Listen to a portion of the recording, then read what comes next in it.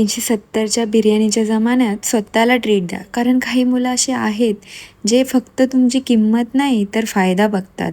त्यामुळे स्वतःला ट्रीट द्यायचं. आमचं तर मॉइश्चरायझरच 500चं आहे, मग 370चा काय हिशोब लावतं. गुड मॉर्निंग मंडळी, झाली बघा आमची पहाट. सकाळी उठल्यावर पहिला प्रश्न, आज काय बनवायचं टिफिनला.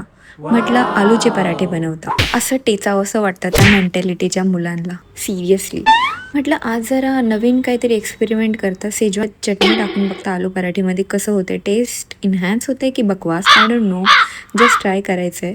मग मस्तपैकी बटाटे उकडवले, त्याच्यानंतर मॅश केले, त्याच्यामध्ये मसाले टाकले, हळद, मीठ, चटणी आणि गरम मसाला, जे पण तुम्हाला ॲड करायचे स्पायसेस ते सगळं त्याच्यात टाकलं मी. मस्तपैकी एकजीव केलं, मस्त मिक्स केलं. त्याच्यानंतर मस्त हे मिक्स झालेलं आहे आणि पीठ पण मळून घेतलं. म्हटलं तुपाशिवाय पराठे कसे होणार ना.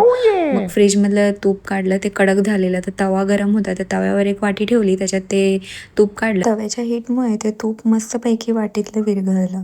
लगेचच पिठाचे गोळे केले आणि त्याच्यानंतर मग जे बटाट्याचं सारण केलं होतं ते त्या पिठाच्या गोळ्यांमध्ये भरलं आणि मग लाटायला चालू केलं. अशा प्रकारे माझे आलू पराठे बनून रेडी आहेत. मग त्याच्यावर मस्तपैकी तूप लावलं. तुपाशिवाय आलू पराठे इनकम्प्लीट आहेत.